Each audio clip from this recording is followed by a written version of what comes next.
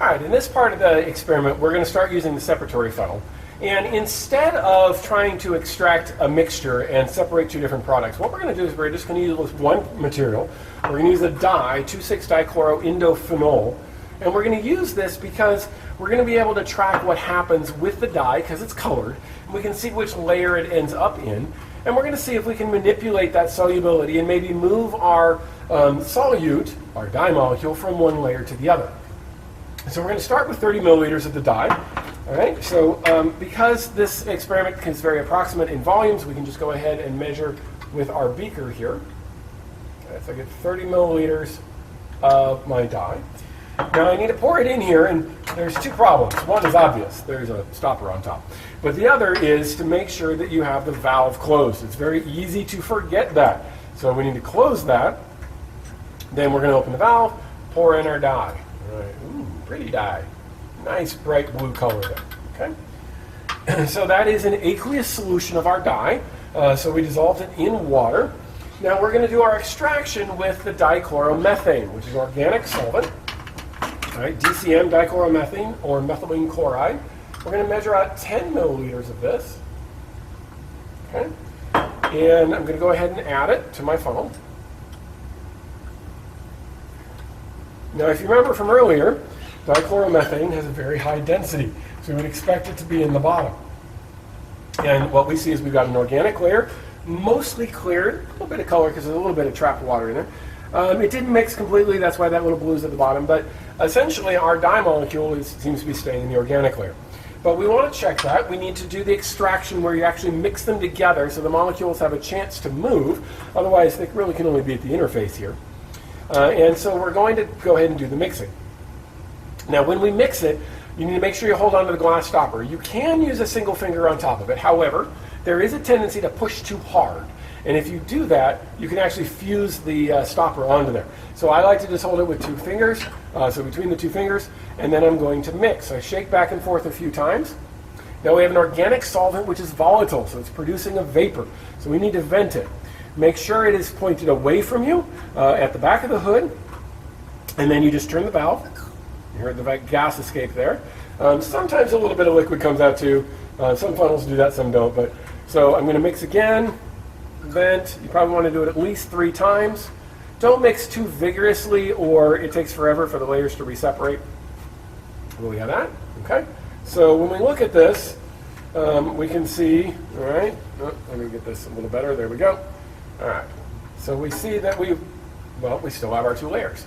So this dye seems to be water soluble. For some reason, they keep trapping a little bit of water in the bottom there, but we'll take care of that here in a moment.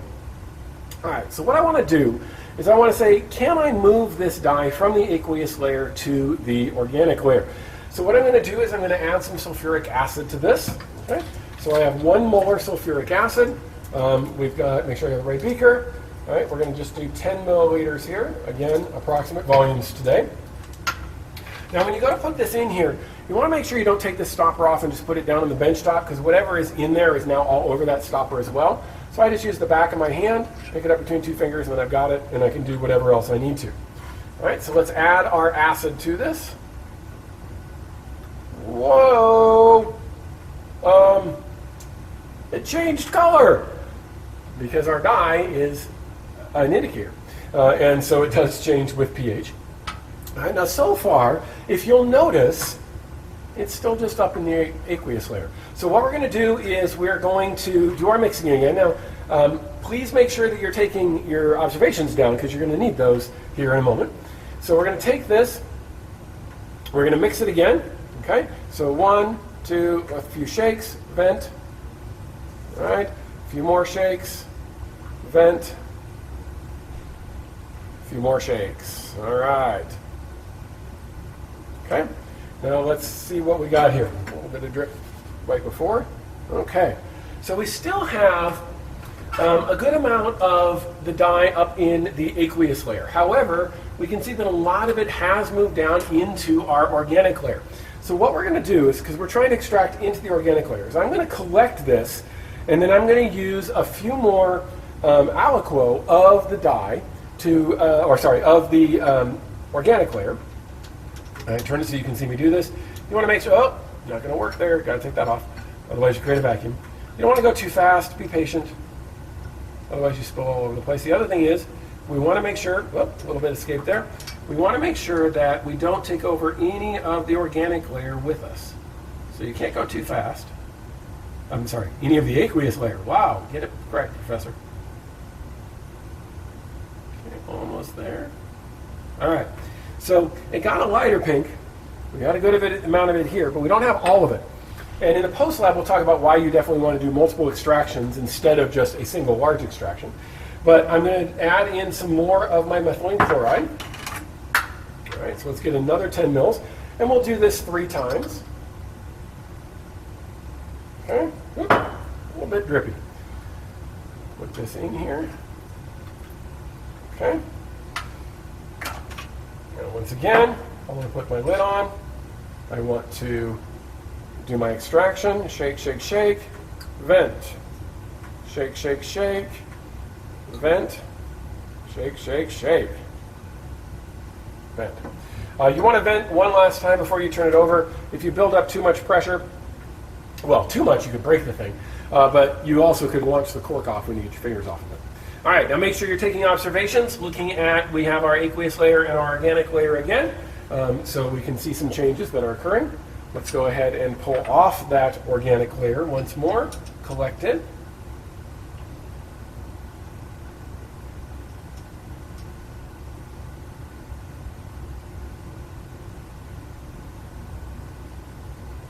Okay. All right, we're going to do that one last time. So 10 more milliliters of our organic solvent, dichloromethane. All right, put it back on there. Okay. That in. I'll say it one more time. Make sure you're making observations. Okay. On my lid. Mix, mix, mix. Vent. Mix, mix, mix. Vent. Mix, mix, mix. All right, make sure it's closed. I always say that, but when we do this lab during the semester, at least one person every lab period forgets to close the valve. All right, you can see it takes a little minute for it to separate there. All right, so we have a lot of color. There's still some good color in our hexanes there. We definitely have less color in the aqueous layer. So once again, let's go ahead and collect our aqueous, our organic layer.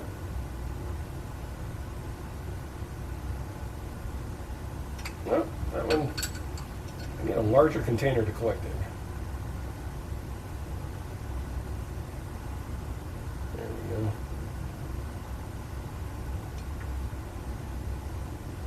Okay, so my dye has now moved here into my organic layer.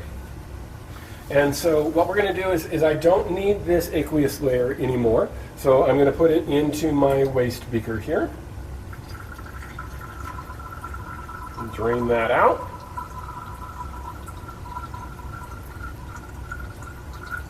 So we started with our dye in the aqueous layer. By using some acid-base chemistry, we were able to move it to the organic layer. We want to see if we can move it back at the end. Okay. So make sure I close this. And now I'm going to return my 3 combined aliquots of my organic layer to my separatory funnel.